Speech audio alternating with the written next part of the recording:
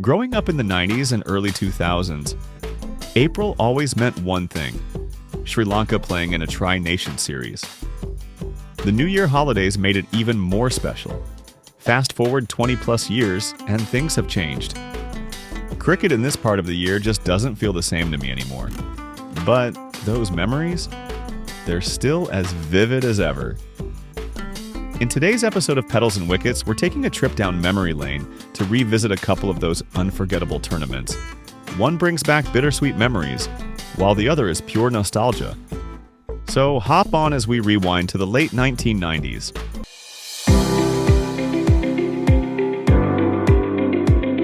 April 2nd, 1996. The day ODI cricket changed forever. Scoring a century in 50 balls might pretty common these days, but back in the mid-90s, no one had even managed 100 in under 60 deliveries, until one man rewrote the record books. On April 2nd, 1996, in a tri-series game against Pakistan in Singapore, Sanath Jayasuriya smashed the fastest ODI century at the time, reaching his 100 in just 48 balls. He didn't stop there. He shattered Mohammad Azharuddin's previous fastest ODI century record, which he scored from 62 balls. He smashed 11 sixes, breaking Gordon Greenidge's record of 8 in an ODI innings. Sri Lanka plundered 30 runs in an over off Amir Sohail, another world record at the time, with Sanath responsible for 29 of those runs. The match produced the highest aggregate ODI total then, 664 runs, for 19 wickets in 99.4 overs. Sri Lanka won by 34 runs, but that was just the beginning of Sanath's dominance in the tournament. On 3rd of April, 1996, a gritty India fights back. The very next day, Sri Lanka, fresh off their World Cup win, faced India. Still reeling from their 1996 World Cup heartbreak, India was under pressure. Batting first, India struggled. Only two players reached double figures: Sachin Tendulkar with 28 and Navjot Sidhu, who anchored the innings with a brilliant 94. Javagal Srinath's fighting 28 helped India post 199. Srinath wasn't done yet. He dismissed both Sri Lankan openers early, while Venkatesh Prasad removed Aravinda de Silva. Soon, Sri Lanka was reeling at 4 for 23. Hashan Tilakaratne and Roshan Mahanama tried to rebuild, but once they fell, the collapse resumed. At 169 for 9, Murali and Muttiah fought hard, adding 18 runs. With 13 needed off 12 balls, disaster struck. Muttiah was run out, and India won by 12 runs, a much-needed confidence boost for them and a frustrating loss for Sri Lanka. India versus Pakistan. A must-win showdown. India and Pakistan met in a do-or-die match. Pakistan had to win big to stay in contention, while India needed to be cautious since their win over Sri Lanka wasn't by a huge margin. India's innings was interrupted at 228 for 8 due to rain, with Sachin leading the way with 100 runs. Sanjay Manjrekar's 41 was the only other notable contribution. Pakistan, however, came out all guns blazing. Openers Amir Sohail with 76 and Saeed Anwar, who smashed 78 off 49, scored 144 runs for the first wicket, chasing down the revised 187-run target in just 28 overs with 8 wickets in hand. Pakistan's dominant win knocked India out and set up a Sri Lanka-Pakistan final. On April 7, 1996, Sanath strikes again. The final was another spectacle, and once again, Sanath did something unimaginable.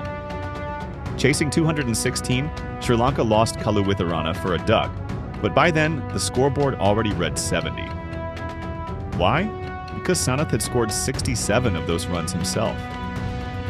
In just 17 balls, he reached his half-century, then the fastest in ODI history. His innings lasted only 28 balls, but by the time he got out for 76, Sri Lanka were on 96 for 2. What should have been an easy chase turned into a nightmare, though. Pakistan fought back, and Sri Lanka crumbled, losing by 43 runs. A shocking end to a memorable series, one that proved cricket's unpredictability. A year later on April, another classic in Sharjah.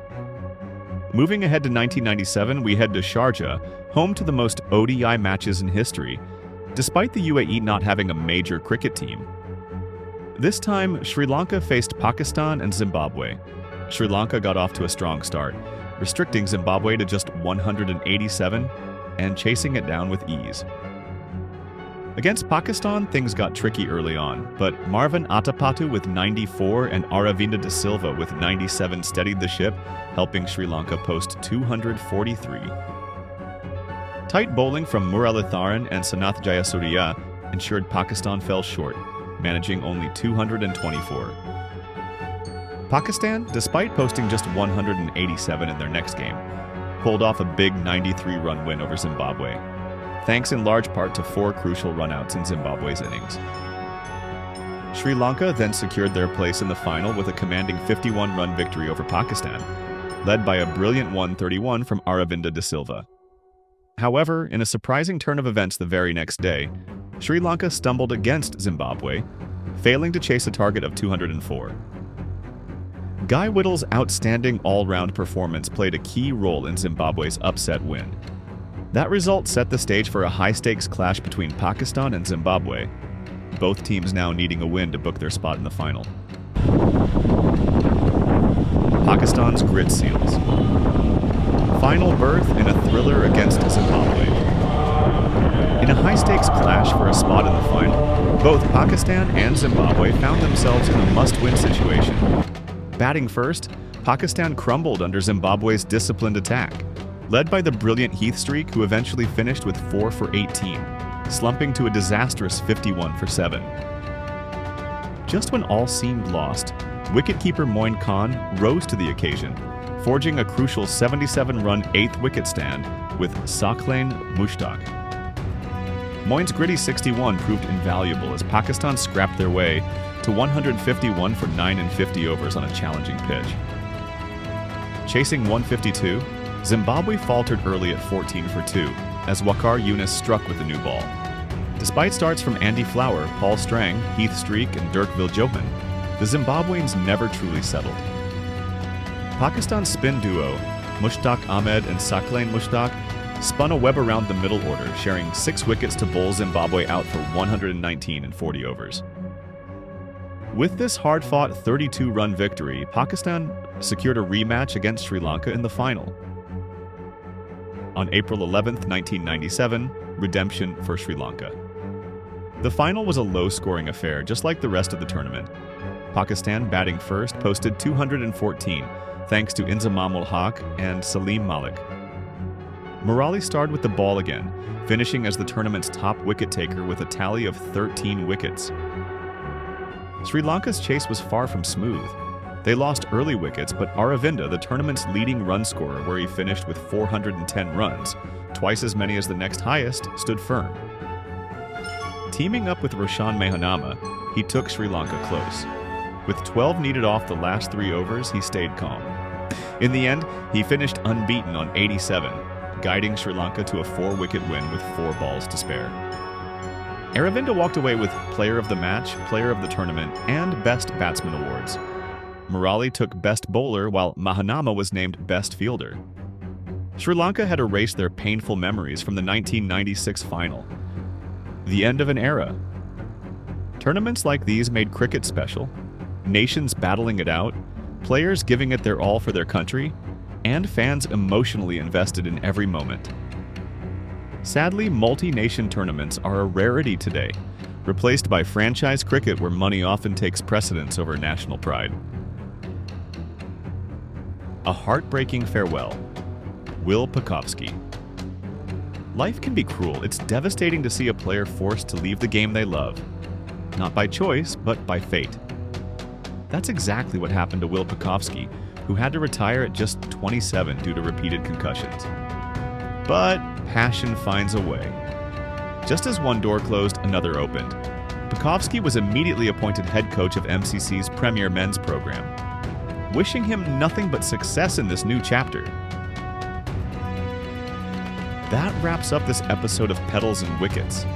Next time, we'll revisit a crucial moment that signified the downfall of the West Indies cricket dynasty.